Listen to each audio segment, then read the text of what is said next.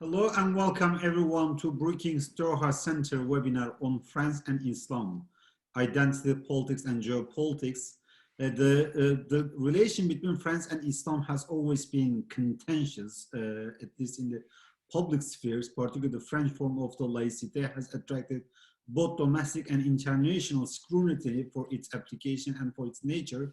But recently, all these debates has intensified, particularly after the brutal terrorist attacks in France, and then the government response afterward. We have heard many different concepts for people outside that comes across as perplexing. We have heard Islamic separatism. We have heard the Islam being present all over the world. We have heard basically the necessity of reforming Islam. So all these concept for people outside are quite perplexing, and today we have an excellent group of panels with whom we will try to understand what this concept means, what drives the French policy on Islam and Islamism, on the Muslim population. So we will try to understand the drivers and then the implication with an excellent group of speakers. So we have three speakers, Francois Bourga, Jocelyn Cesari, and Rim Sarah Alani. All of them are excellent on the subject. So without further ado, I will be going to the speakers. But before this, just like, one or two housekeeping remarks. So if you have any questions, please, post it to a Q&A box that you will see on the below, or that you will see below. And then please mute your original audio so we don't have any trouble in hearing each other. So Francois, the first question to you. France seems to be like, these debates on Islam, France, Islam, laicity, secularism. We have these debates in France much more than any other country in the West. So why do we have this French exceptionalism on this subject? And what are the domestic drivers on the French old new policy on this subject? Thank you so much for your kind invitation. You said it, this debate is not new, but still allow me to focus first on what I would call the last layer of the domestic drivers of this crisis intensifying in France. The long range layers of explanations are intricate and complicated. The last one is rather simple. We may, to a certain extent, say that the background of this crisis, let's say during the last 3 months, has a lot to do with the electorals, with elections. As you might know, in May 9, 2017, President Emmanuel Macron has been elected on behalf of the support of the center-left voters. Due to his very liberal policies during the last 3 years, the support of this left social group, center-left, has been ended. And therefore, the president knows that if he wants to be re-elected, if he wants a second mandate, he has to connect with both the right and, moreover, the extreme right voters. Therefore, for let's say 2, 3, 4 months, it has become clearer and clearer that he had started some kind of a competition with its main competitor, Marine Le Pen, the representative of that party, which was famous under the label of Front National, has become the Rassemblement National. Among the issues which are debated, which are the specificity of the right-wing voters, there is the relation with Islam as a whole and French Muslim specifically. Therefore, Macron has started a kind of competition. I shall be more radical than you are in this field of demonizing, of stigmatizing, in this direction of imposing. Now, let's say that one of the specificity of the extreme right is, of course, the security issues, terrorism, okay? But their way to handle this issue of terrorism is to blame very unilaterally one side of the society, he who is responsible for the Islamic violence are the Muslims. Not socially speaking, ideologically speaking. It's a very culturalist, essentialist approach of the responsibility of Islam in the political tensions all over the planet. So Macron has started a competition with Marine Le Pen, and the first step was launching this law on separatism. As you have said it, he has now renounced the use of this terminology, but never mind, it is the same. He has started launching this law in a discourse which has been labeled Le Discours des Mureaux, by the name of the city where he gave this discourse. What is inside this discourse? Two things, two new directions. First of all, this discourse, which is very well known, this discourse of Islamophobia, whether we like or not this terminology, which used to be limited to certain segment of the French society, the extreme right, then some of the left, but it was limited to certain compartments of the society. It has become the discourse of the state. From Les Mureaux on, the Islamophobia discourse is the discourse which is confirmed, authorized, propagated by the state. What is the consequence of applying this Islamophobian discourse? It's very important. It means that the target of the reproach by the Republic, you are not good citizens, the target is no longer limited to the fringe of the Muslim society, which openly wants to compete with the symbols of the non-Muslim societies, but they are a fringe. From now on, the target is no longer the radical fringe of the Muslim society in France. It is, I would say, not exaggerating, 95% of the believers. It has become not only the jihadists, not only the Salafists, not only the Muslim Brothers, but it includes a newspaper like Bondi Blog, you know, just young Muslim. It includes, I would say, Muslim pride. Any symbol of I am a Muslim, I want you to know that I am a Muslim, I want to participate in the political debate, and I might have, not systematically, I might have an oppositional discourse. This has been criminalized. So these are, I think that I see the name of Jocelyn, she knows a lot more than I on the long range background of this crisis, but the short range, I think I have summarized now. It is a very cynical competition with the extreme right on behalf of the head of the state. And this is why it is so dangerous. This is why it has come to this extreme of dissolving NGOs struggling against Islamophobia in France, like it has done in CCIF. And this is the most dangerous expression of this new trend of the French government. Francois, just before going to Jocelyn, just 1 minute question to you. What does Islamic separatism means right now when the French government uses it? Because I come from a government. What does Islamic separatism means? Islamic separatism. Well, just 1 minute. Yeah, the meaning that the government gives is that people give a priority to the religious laws over the secularist law, I would say, and they want to build a counter society away from the main French society. That's the meaning they give. Thank you. So this debate on the parallel strategies. Jocelyn, question to you. I mean, the French brand of secularism, laïcité, attracts much interest as well too, and it's very much contested as well too. So how different, what is so different about the French form of secularism, which is laïcité, from the Western form of secularism, particularly when it comes to a place of the religion, but particularly Islam in public sphere, and how does it manifest itself in the recent debate? Thank you, Galip. That's indeed a long-standing question.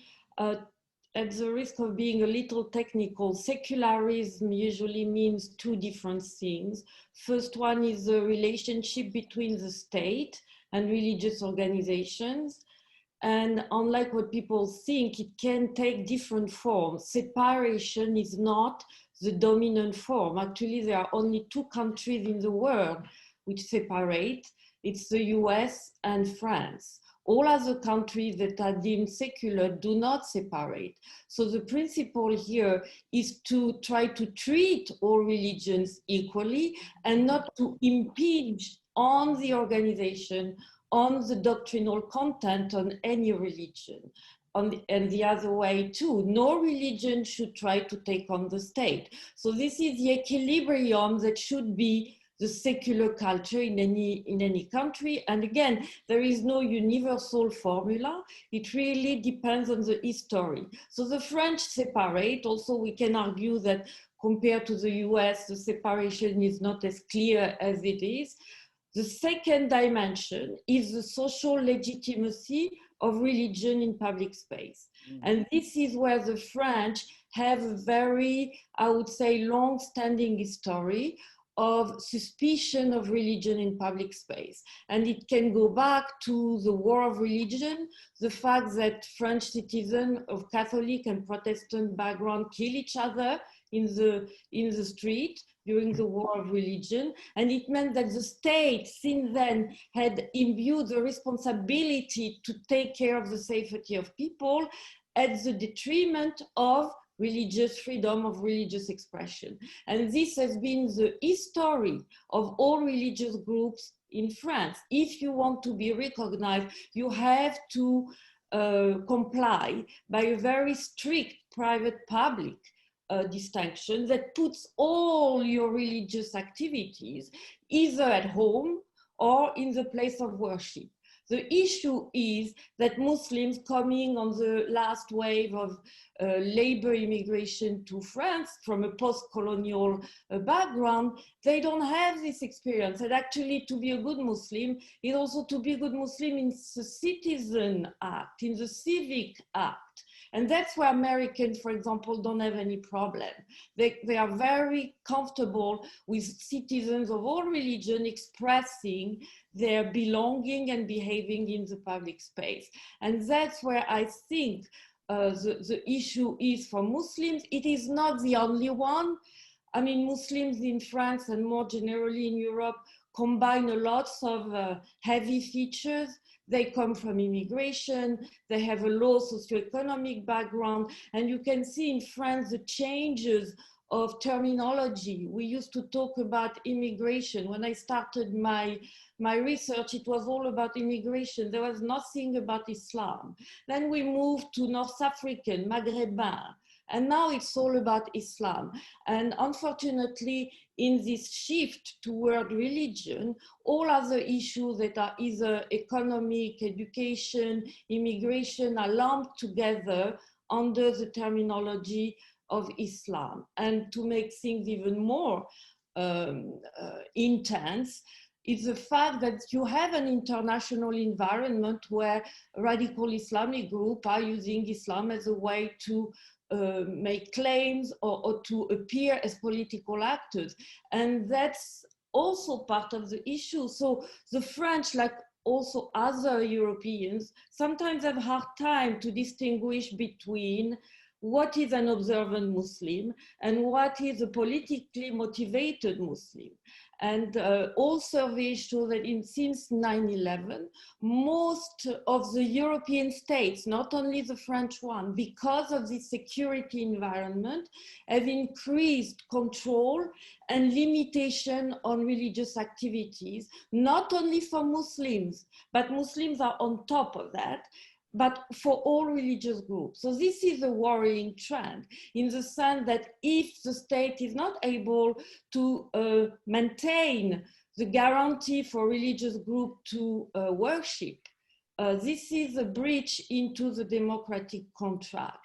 And here we see what I call the vicious circle, because the more the religion and the Muslim are particularly targeted, not only for all the reasons I just mentioned, economy, immigration, international environment, but also because they are the most visible in the public space today. It doesn't mean that they are the more religious, but they are the one who express their belonging to Islam in a more assertive way.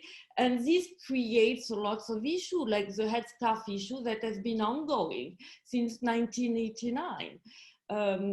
For other religious groups, they have learned how to use the vocabulary of the common public space.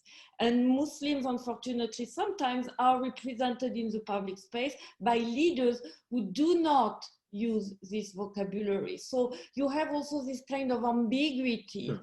On if I may finish, on how to present yourself. But the issue is now, even if you are not an observant Muslim, if you express yourself as a Muslim in the public space, the state will go after you. And this securitization is now cutting across left and right. And you can even see people who are very much in favor of immigration on the left side now, expressing a lot of reservation about Muslims and Islam. And that's also part of the dangerous kind of shift of lots of people who used to be differentiated on question of immigration or cultural differences that are now making a united front against Islam. Sure. A question to you as well, just 1 minute question. I mean, Islamism, radicalism, terrorism, all of them are different concepts and mean different things. In the current French official discourse, to what extent do they make distinction between these different categories, or are they just lumping them together? Just 1 minute question. I mean, if you listen to the official discourse, they pay a lip service to making the difference. If you look at the policies implemented on the ground, they don't make any difference. Actually, you can see a continuous erosion of the capacity of behaving like an observant Muslim or even asserting yourself. But not only from the state, the erosion is on the day-to-day interaction. You go to the bank, you go to the municipal swimming pool, you go to school, you're gonna encounter kind of limitation on what you are because you either wear a scarf or express dietary restriction. And this is, I think, very worrisome because it makes you a pariah in your own society, and it puts Islam on the side of uncivic. While, you know, there is nothing in the French laïcité that should prevent you to be a good citizen and a good Muslim. But the culture, the public culture, as other position on that, and it has a complete different outlook on religion and civility or civism. Thank you. Rim, I mean, you are in France with the Toulouse University. What is essentially being contested but between the Muslim population of France and the state? Are we talking about the conflict between two different value systems? And what does the recent debate tell us about the nature of populism and multiculturalism in the country? Thank you, Brookings, for the invitation. Actually, it goes beyond that, I think. You know, it's very interesting because France is one of the very few countries, at least in Western Europe, when every time there is a terrorist attack, immediately the response is the question of Islam in France, laïcité. We are the only country, I think, that think about modifying its management of religion every time there is a terrorist attack, instead of addressing the issue of, you know, radicalization, national security, etc. Immediately we switch to the problem of Muslims, as if Muslims were these eternal elements that could never be part of society because they are different. Two things actually in the situation that is really problematic in my opinion, and I would try not to be too technical and simplify things as much as I can for our audience. First of all, the question of separatism, and I agree with Professor François Burgard, and I will quote here Dr. Hellier. In one of his pieces, he wrote, "Macron is not afraid of Islam. He is afraid of Marine Le Pen." And I completely agree with him. Indeed, we are trying to appeal to the far right, but also to this fringe of the right wing, the conservative, who is most likely going to defect to Marine Le Pen in 2022. So they try to keep, this team, but also to the left, at least to a certain part of the left, the laïcards, the hardcore secularists, as I call them, who honestly adopt the same kind of rhetoric. But two things. First, separatism. I study the law, and for me, in law, separatism doesn't mean much. Meaning that the debate was so loud and chaotic, it was a huge brouhaha, that separatism became the response to the terrorist attack was an emotional response. It was a political response, not a rational one.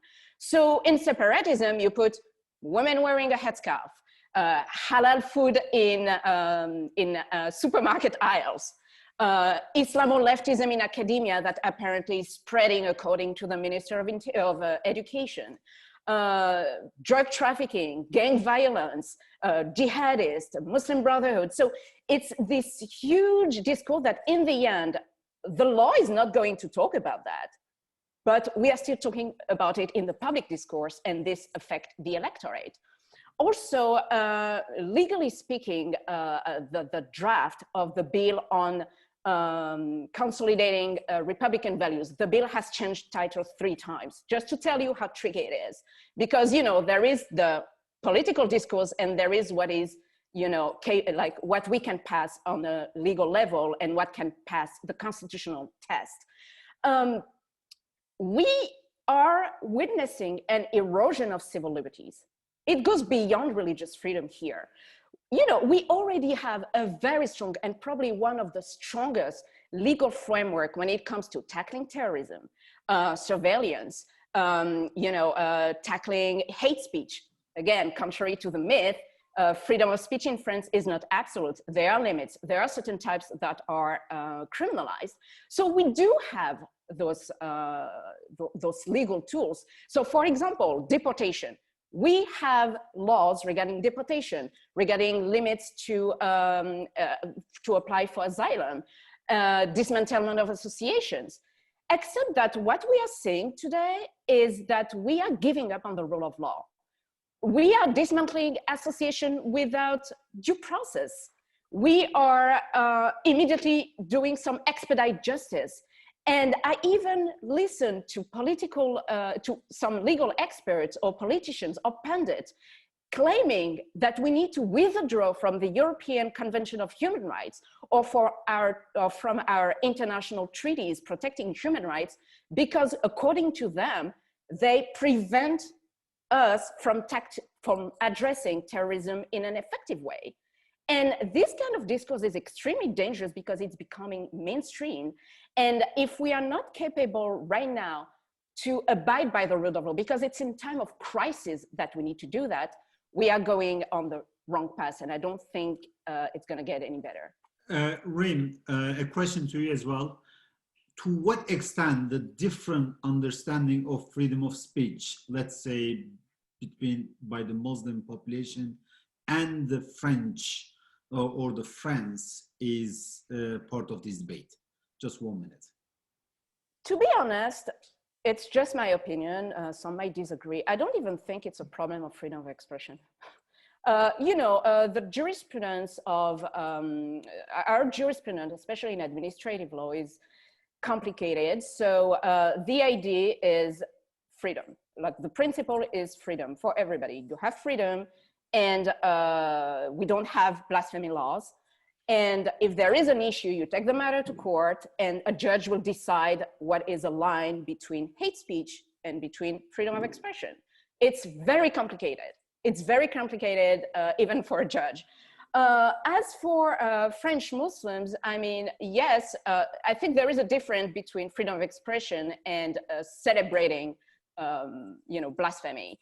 And in majority in France, people really shrugged at those caricatures. I mean, of course, people are hurt, definitely. They express those feelings, but we are a country, I mean, French Muslims know the law. I mean, they know the law. They know they live in a society where expressions, at least unless they disturb public order, can be freely expressed. But it's more really, I think we always instrumentalize laicite. We instrumentalize freedom of expression to basically say, you Muslims need to be tamed. Thank you. Francois, this debate is taking place at a very particular geopolitical context as well, too. You see recently the increasing closeness between countries like France, Egypt, UAE, etc. So what will be the geopolitical implication of this policy, particularly in the Middle East, but also overall the Muslim world? I like this question. It is important to understand that what's going on in France is no longer depends on France only. 40 years ago, France would not give a damn about the attitude, the reactions of Arab or Muslim public opinion, neither really about reactions of regimes. We were in a situation of hegemony. We are no longer in a situation of hegemony. So there is an interaction which is very sophisticated. It is not simple. Let me give you a nice example. Less than 3 months ago, a gentleman came from Saudi Arabia. He's the former Minister of Justice. He came on behalf of the World Islamic League. What did he say to President Macron?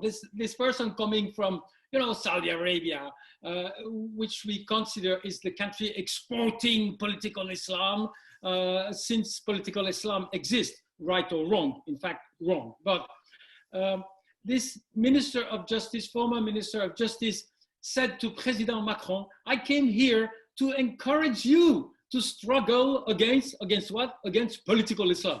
Can you believe it? So the Minister of Saudi Arabia came to encourage the French to struggle against political Islam.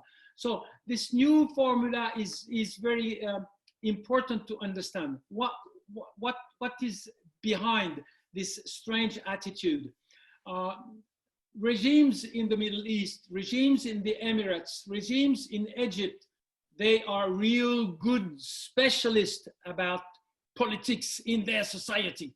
They know what's going on, much more than any of us foreign experts. They know that the main political stream which is presently expressing the democratic demand of their societies is related to political Islam. So their job is to demonize, not Daesh. It's easy to struggle Daesh when you are MBS or MBZ, because the entire planet will support your struggle against Daesh. But when you want to struggle against a democratic, I insist upon the word, a legalist opposition, you have to use this very strange terminology of demonizing, ideologically speaking, your opponents. So there is now a fact that we must all know. This Islamophobic discourse of the French, it is not a French product.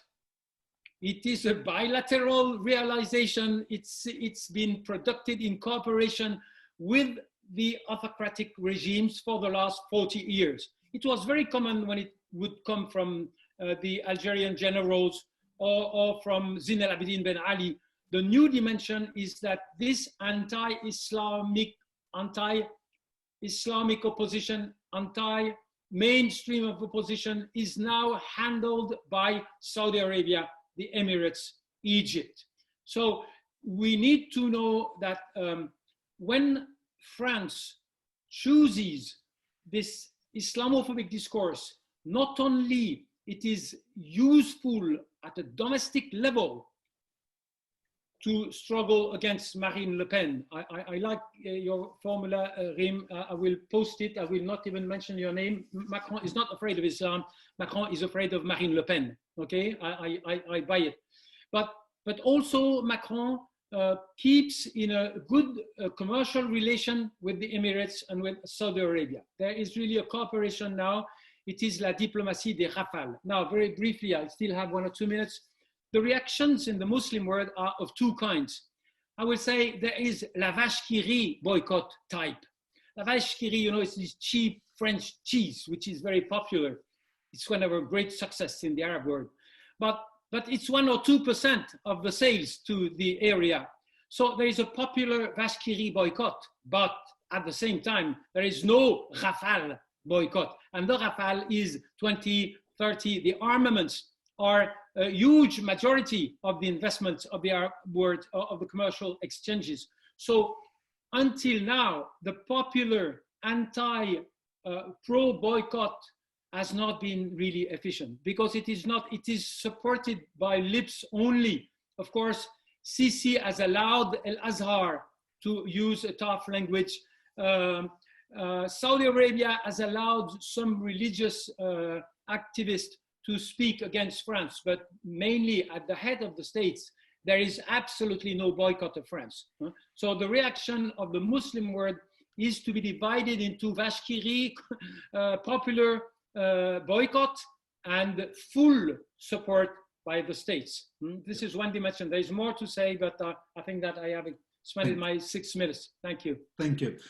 Jocelyn, I mean, what happens in France doesn't stay in France. It seems that also at the European level particularly, but also the Macron's debate with the American media as well too, this debate has gone global, particularly has gone global in the West. We see these debates like in countries like Germany, Austria, and then the Macron space with the American and or the British media. So how this France's all new policy is affecting the broader debate on Islam and Muslim in the West? First, let's say that we are witnessing everywhere. Let's put on the side for now the electoral cycle of France, which is indeed influencing the current Macron position. But let's say there is no election. You can see across Europe, and France is not particular in this respect, a continuous erosion of freedom because of the security issue. That's what I've called securitization of Islam. And this is worrisome. This is happening everywhere. And everywhere, of course, the head of politics, whatever they are, in charge or in opposition, will use it. The dimension that is not automatically or systematically there for the French case is this, and this is important because this is the daily life of Muslims. It's meaning you get out of your house in the morning, you are under scrutiny. If you have a certain name, if you have a certain face, if you have a certain dress code. And I would say that the room for maneuvering and navigating on a daily basis for for Muslims in other European countries is a little better than that. And again, the securitization of Islam, you know, we just got out of the Trump administration, it was top here. I mean, in terms of scrutiny, control, erosion, it was there. At the same time, Muslims could sit with a hijab on a court. So that's the difference we are not looking at. And that's why everybody in France will surf on the popularity, on the fact that French people think that Islam is a threat, not only to their socioeconomic right, but to their political identity. What we are not addressing is the fact that laicity has become the only pillar of French identity. Since when? I mean, this is worrisome, and there is no political courage, no enlightened discourse on that. And I think it's worrisome for one reason, because we are not paying attention enough to the rise among the white young men of a similar discourse based on populism, based on Christianity. What nobody's paying attention to is that the populist movements in Europe are declaring themselves Christians against Muslims, even if they are secular or laïc, even if they don't believe. They consider that their belonging to a Christian nation, a Christian Europe, is what makes sense. And if we don't pay attention enough to this cultural war, we are indeed in the clash of civilization. I always say that Huntington, at the end of his life, was very shocked when he heard that the radical groups in some Muslim countries were very happy with his book. Of course, because it feeds each other. That's a vicious circle. So the more the Europeans feel that they are at threat, the more it feeds into the narrative of groups that are saying to young people all over the world, you see, the West is against Islam. They want to take your soul, because that's the discourse. It is not automatically about geopolitics when it comes to young people in the West. I've read all the Dabiq magazines. I'm telling you, they don't talk about geopolitics. They talk about the ontology of being a Muslim in the West. And that's why this narrative matches or echoes the reality of people on the ground. So unless we want to take this into account, and indeed, it does require courage, not only from the European, but also from the Muslim countries. And here, I would say, buying into not only Islamophobia, but I would say, Islamic activities that can become public and independent of the state. This has been also an ongoing feature since the beginning of the state, since the post-colonial age. Thank you. Rim, recently I read your remarks in Washington Post. You were remarking saying, in the current climate, the Muslims feeling as if they are guilty until proven innocent in France. So given these backgrounds, how has the Muslim community then reacted or are reacting to this policy? We cannot hear you. You are on mute. It has to happen. You know, Muslims comprise an estimated 6-7% of the population, and yet take up 99% of the debate. There is a lot of frustration for a couple of things. First, yes, guilty until proven innocent. Always being accused of crimes they haven't committed. But even worse, any conversation regarding French Muslims are one-sided. Muslims, we don't ask the opinion of Muslims. Whether, by the way, it's at home here in France, but also abroad. Nobody cares about French Muslims. Everybody cares about the caricatures or whatever, but nobody asks for the opinion of Muslims. And it's the same situation here. Muslims are also really worried regarding laïcité because, believe it or not, French Muslims want laïcité to be applied, want the law of 1905 to be applied. They are afraid of this weaponization of laïcité that consists in making it into a political tool, into an identitarian tool to target a certain group and to make it invisible from the public space. And right now, it's a slippery slope we are taking. You know, the problem here, again, I mentioned it previously, Muslims are seen as a population that has to be tamed. And also regarding representation, any Muslim representation or a representative organization in France is not seen as legit. They are seen as, quote unquote, the mouth of the government.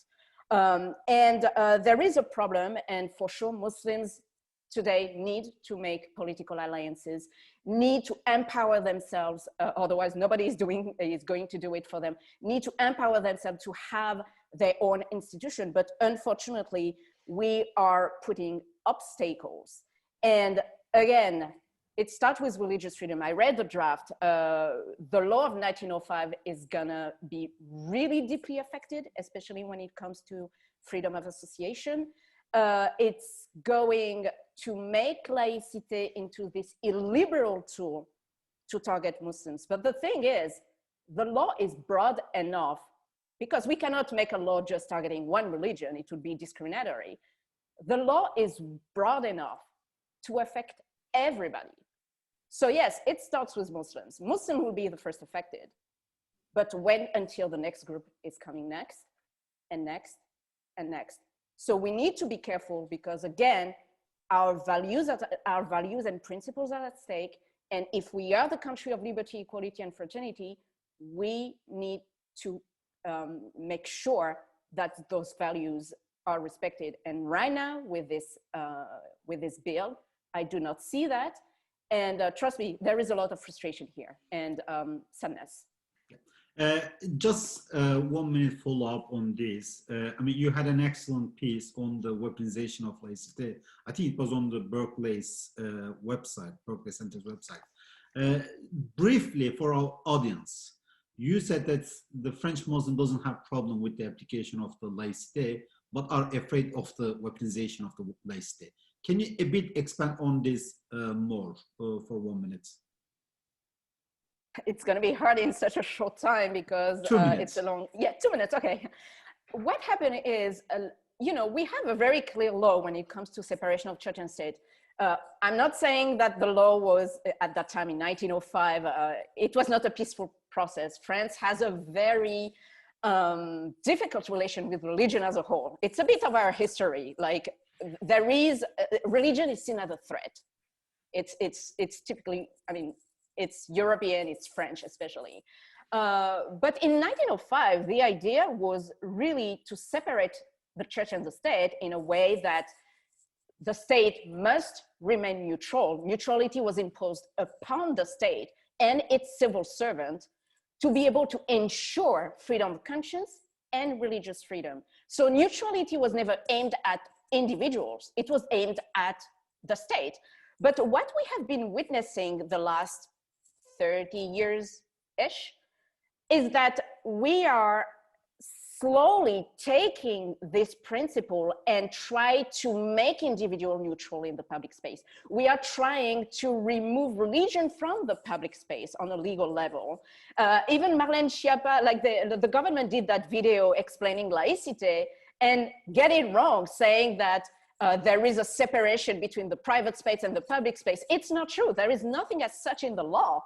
So we are seeing like this idea that religion must disappear. And since, and Professor Cizeri mentioned it, indeed in Islam, there is a visibility. The Muslims are the first one who are being targeted. And of course, I'm not talking about the history between France and Muslims. It's another matter for another time, I guess. But we are hurting freedom of religion right now. And if we are not capable of finding a balance between freedom of religion, laicite, and the protection of everyone, regardless their religion, etc., we risk to have some dream of it, a sort of civil religion, which is laicite, and this would go against the very essence of the law of 1905. Thank you. We already have many questions in the chat box. I will be posing to you the different questions. Jocelyn, let me start with you, and then I will go to Francois Bourgat. One of the questions is, how should we understand the debate or the discussion between Macron or the contention between Macron and the English-speaking media? Oh, wow. Is it the two form of the secularism I laicite? Yeah, but again, that's a difference of culture, again, political culture. It's not only Macron, the incomprehension, the fact that Anglo-Saxon, not only citizens, but even academia do not understand why the French hate the headscarf. One of my colleagues here wrote a book just to explain to American and English speaking why the French do hate the headscarf. Again, it goes back to this public culture, to this insecurity about having religion visible. The private public has different boundaries according to the different countries. And I would say that in Europe, the closest to a broader acceptation or a recognition of religion in social interaction, not only in public space, but also social interaction,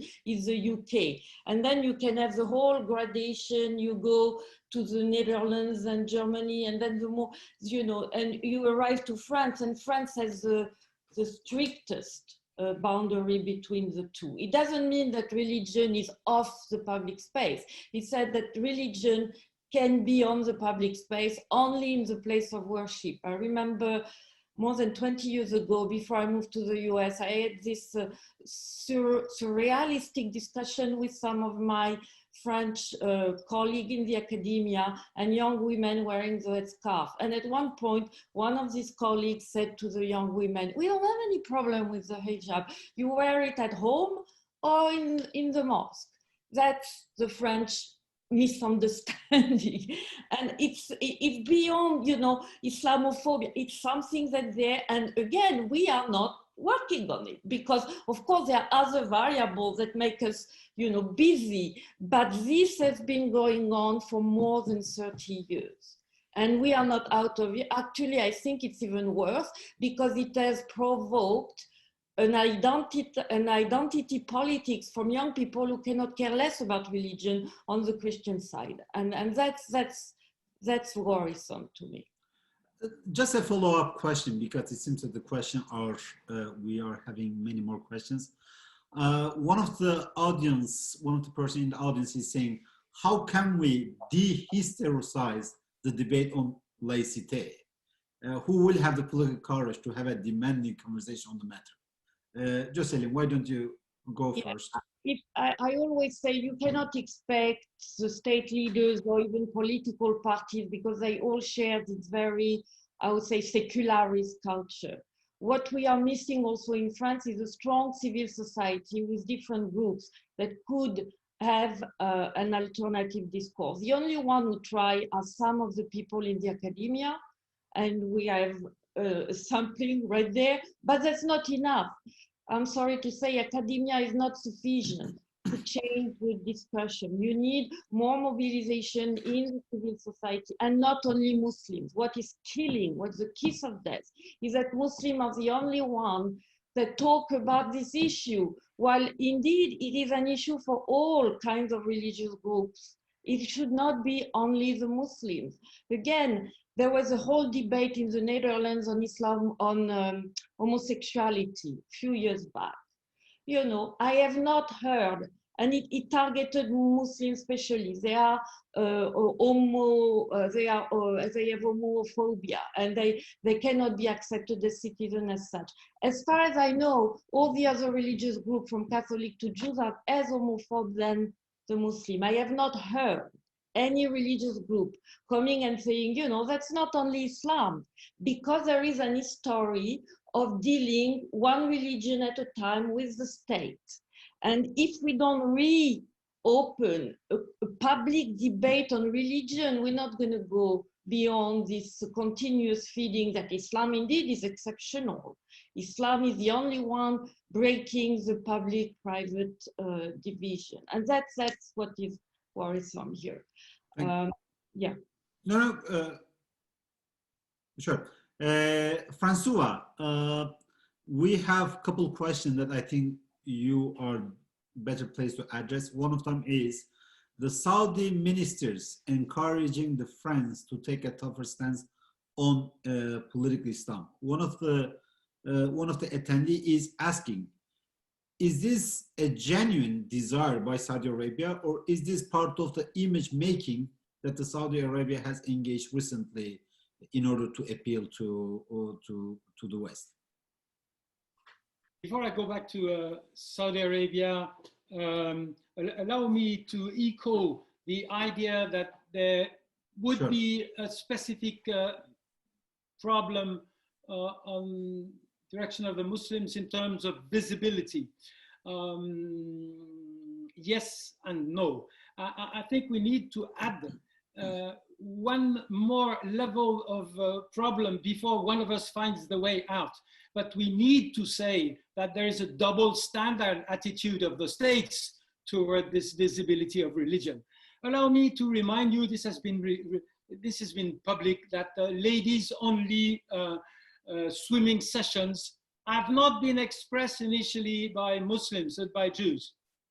Let me remind you that we have one MP. Can you imagine a French MP, a Muslim MP, calling on a media to vote for the sake, for the honor of Quran? Can you imagine? How many seconds would he keep speaking before being kicked out of the studio? We've heard one Franco-Israeli MP by the name of Mayor Habib ask his voters to vote for the sake, for the honor of Torah. Not the slightest restriction in the public sphere. We have a total double standard when it comes to the ability of one religion to express itself in the public space and another one. This has to be said. This has to be addressed. Now, the communication of Saudi Arabia, yes, indeed, is part of this 180 switch turn which occurred with MBS, trying to change completely the image of his country. But what is the direction in which he is moving? He's moving into the direction of putting Salman al-Auda, the most legalist, the most reformist of his opponents, in jail, including ladies activists. They go to jail and they try and export the idea that they are moderate Muslims and that they want to save to protect us. This is the discourse of Zine al-Abidin Ben Ali for years. This is the discourse of the Algerian junta. This is Mal Asaf, the discourse of the King of Morocco. We are going to protect you against bad Muslims. But the core of the system is that the Arab counter-revolution is instrumentalizing European Islamophobia. It is said in just one sentence. There is cooperation between European Islamophobia and Arab counter-revolution, MBS, CC, MBZ. So this is the frame of interpretation of this new position by the former Minister of Justice. 400 capital punishment in his record, in his personal record, who is all of a sudden becoming a liberal, moderate, open-minded Muslim. A follow-up question actually we have, which is saying the following. How do the nature of the relations between France and different Muslim countries, be it Turkey, Egypt, Iran, is affecting the French public opinion's view of the Muslim community within France? Well, you know that the Muslim political arena is split in two, and that you have Qatar, Turkey, to a certain extent Iran on one side, and the rest of the etatic landscape on the other side. So if you want to go into the mind of Macron, you need to go into his relation with Turkey. You need to go into the file of the Libyan crisis. In Libya, the position of France was absolutely incredible because France has been reproaching, criminalizing Turkey for supposedly doing what France had been doing. Believe me, I am an expert on this crisis. What France had been doing for the last 2 years. France was interfering with the conflict. France was supporting an illegal candidate to autocracy by the name of Haftar. And all of a sudden, it came that Turkey was responsible for this. So yes, indeed, you need to interpret what is going on now, including in France, in the frame of this regional echo, and in the frame of that this echo is divided into completely different, just one word. You have fake NGOs funded by the Emiratis who come to France to criminalize me. Personally, I can give you examples. They publish very vicious fake informations to try and criminalize those who do not support the process of criminalizing Ikhwan al-Muslimin, the Muslim Brotherhood, okay? Using huge amounts of money. So yes, if you want to understand what's going on in France in the field of Islamophobia, you need to know what game the regimes like Sisi with his famous Abderrahim Ali. Please Google Abderrahim Ali. He's the one who more or less explained to the French that the Gilets jaunes, you know, they are manipulated by the Muslim Brothers. You know, the biggest, the funniest, that's the way it goes. Thank you. Rim, we have a question that will be good to answer. How are the French Muslims supposed to empower and stand up for themselves if their identities are being criminalized? That's a very good question, and I can't pretend I have the answer, but a couple of things. There are new voices around here. And by the way, I totally agree with you, Professor Cesari. Even in academia, it's tough. When it comes, it's tough. It's really, really tough. There are new voices. So it's very hard. It will take years before this is happening. But you have to understand that the new generations of French Muslims are educated. I'm not talking here about racism, discrimination, anti-Muslim bigotry, but they are educated. Often they speak English. And later, like if everything goes okay, they even go abroad and, you know, sometimes, you know, and they start to raise their voice. And I've been witnessing that. And the problem actually, and maybe it will allow me to make a connection with the previous questions, the problem the French authorities are having right now regarding Anglo-Saxon media is that the only people willing to give a voice to Muslims, to French Muslims right now, are foreign media.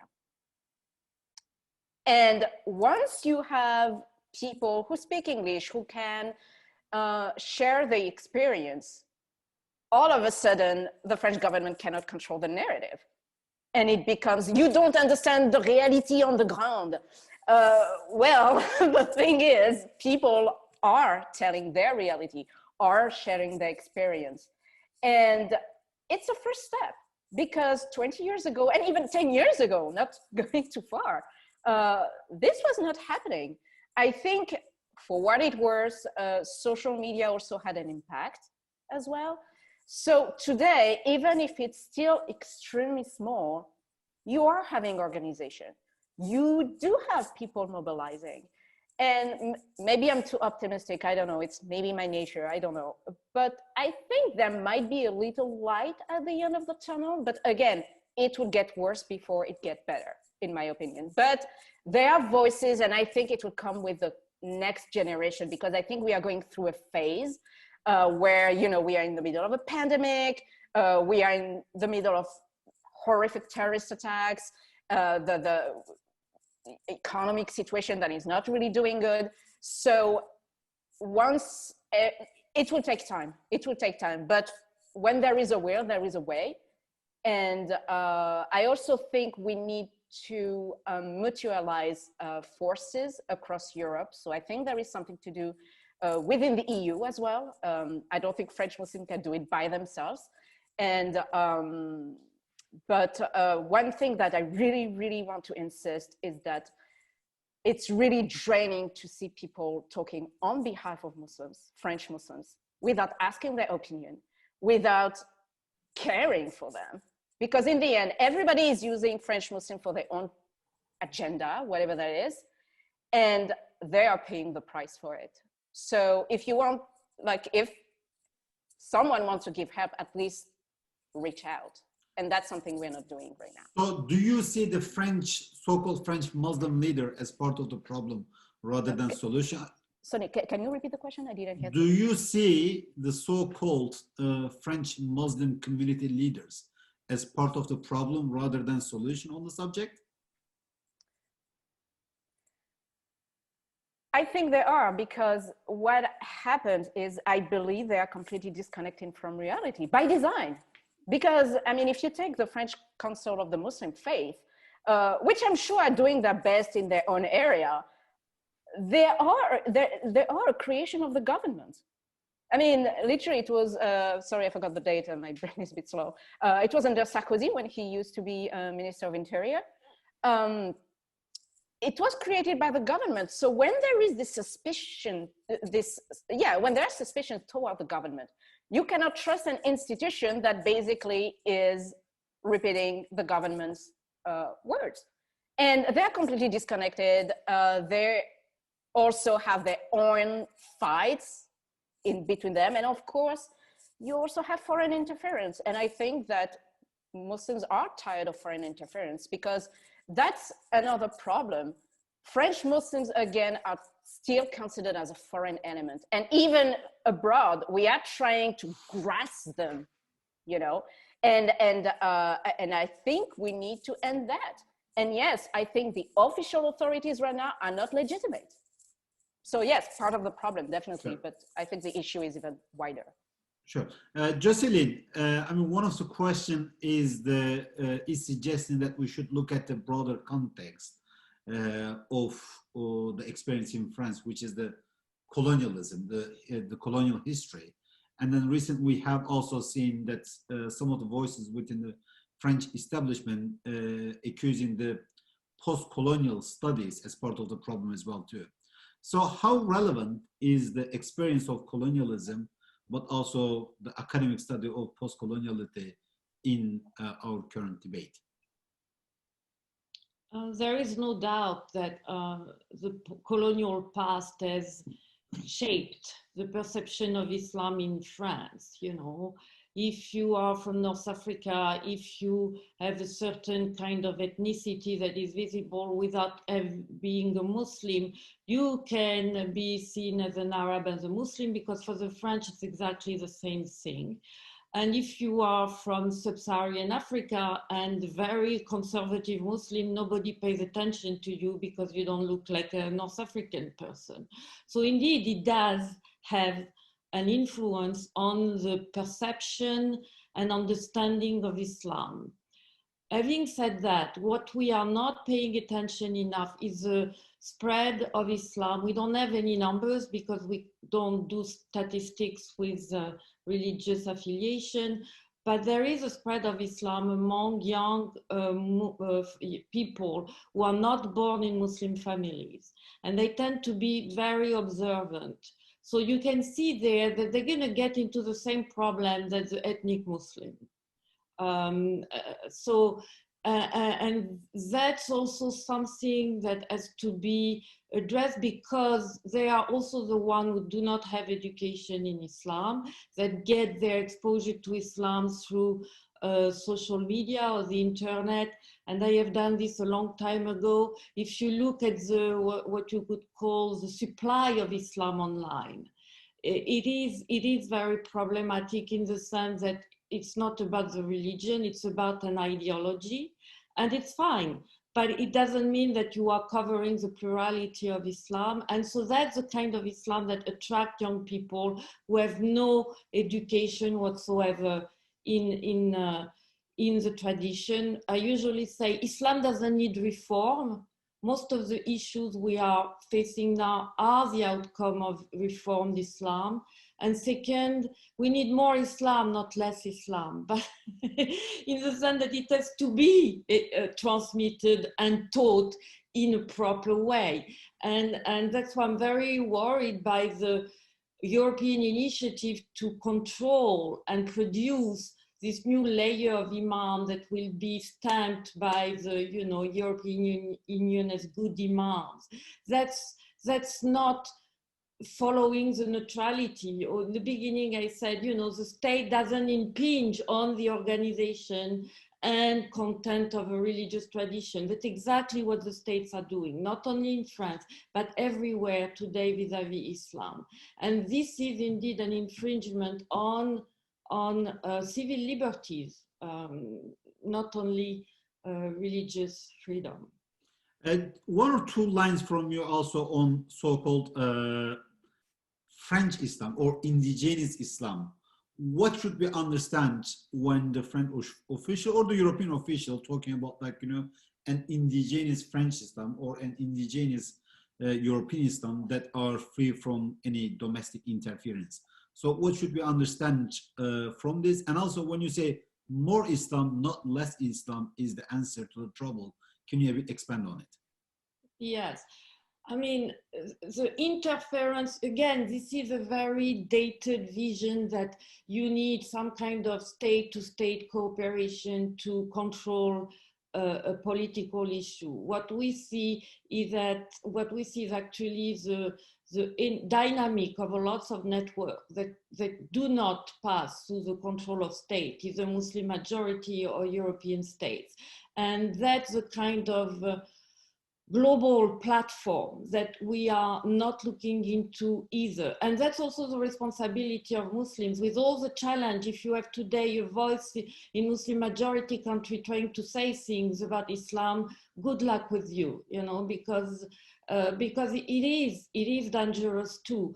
And so the vision here is that even if we have states in Muslim countries providing us the resources to format the good Muslim leaders, it's not going to go very far, and it's going to actually undermine the process. Why is the clerical establishment in Muslim countries not credible? Because it's on the payroll of the state and it saves the voice of the state. So we are duplicating in some way one of the dead hand of what happened in most of Muslim majority countries.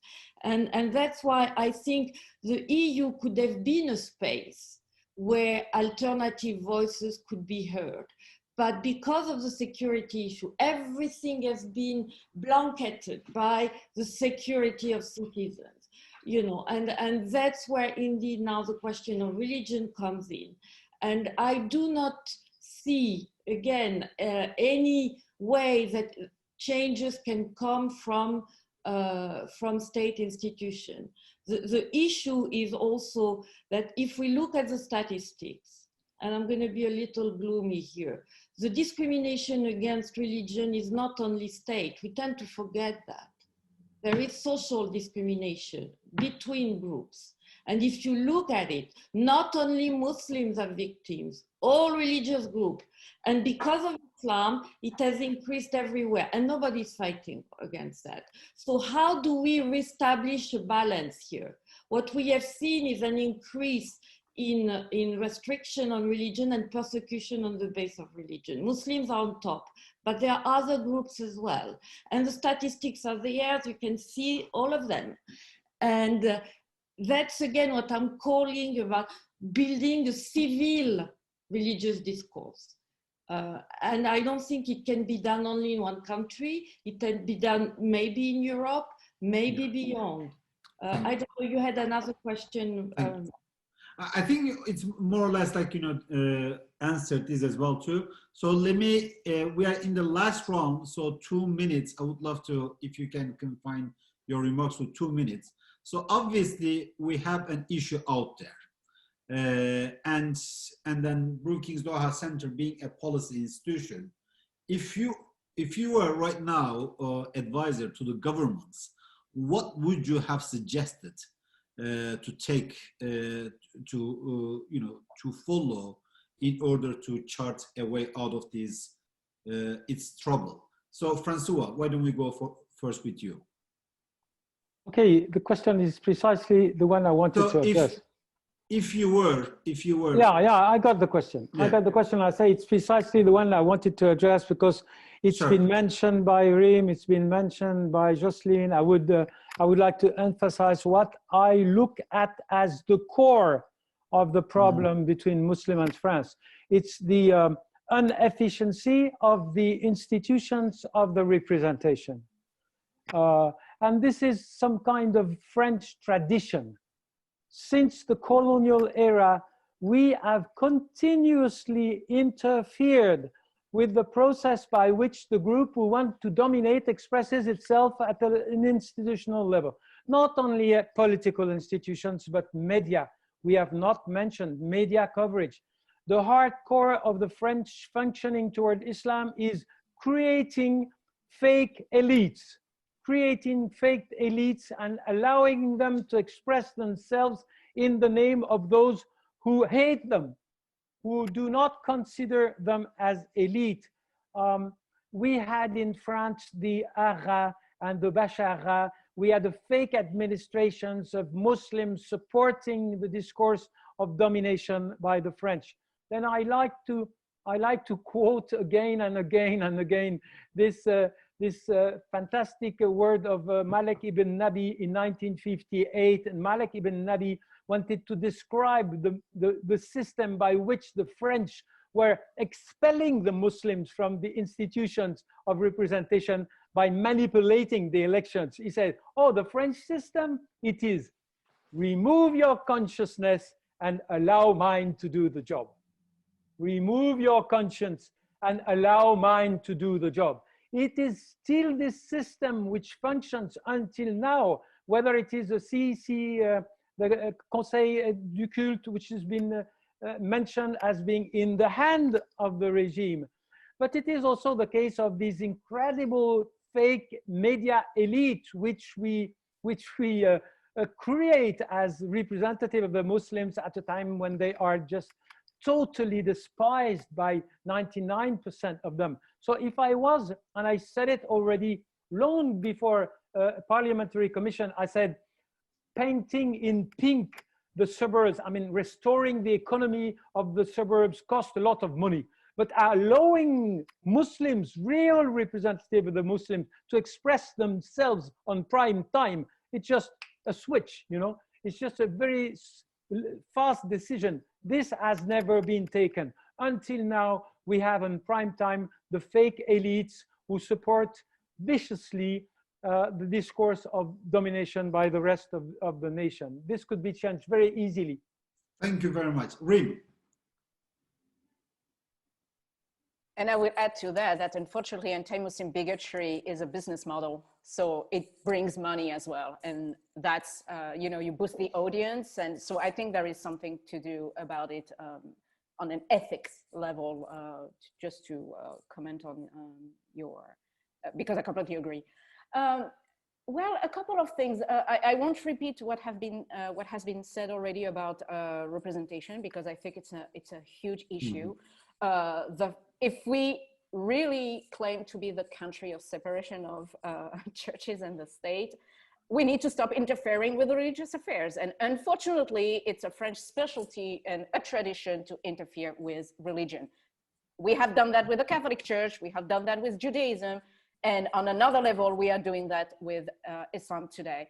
So first of all, we need to come back to the original laicite, which is a liberal laicite, which is a principle that allows people to express themselves freely and where the state guarantees this freedom. I think it's extremely important. And second, quickly, we are not going, I don't believe that we are going through a crisis of secularism. I think we are going through a crisis of identity. And what does it mean to be French today in 2020?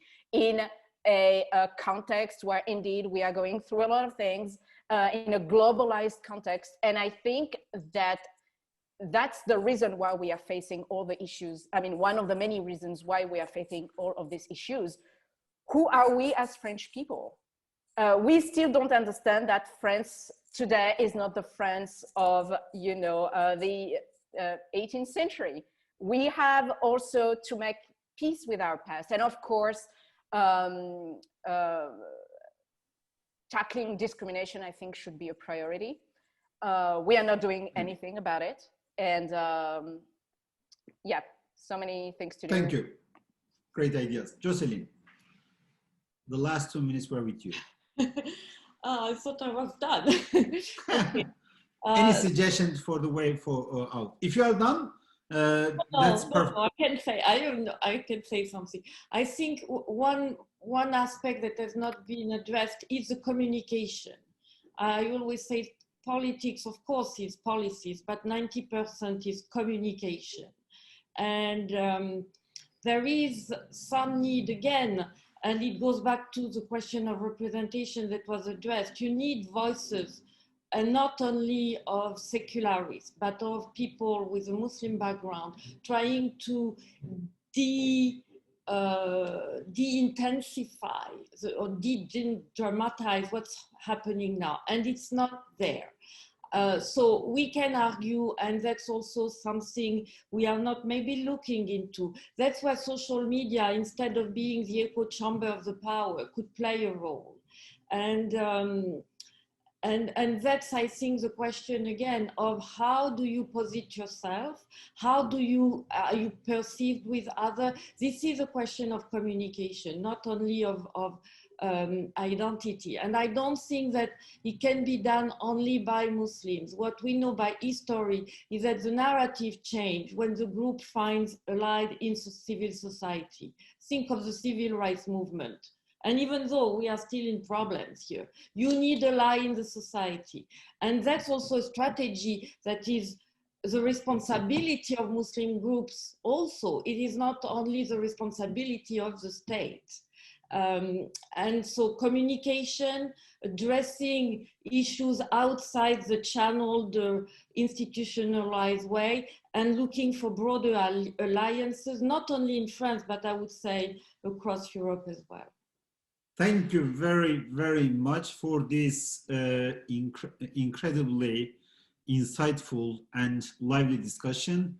And with this, we have come to an end of our webinar today. And thank you very much for all the attendees for turning up for the debate. And I hope that you enjoyed the conversation. Thank you very much. Thank you so much. Stay safe. Thanks for watching. Be sure to like and subscribe for more videos from Brookings.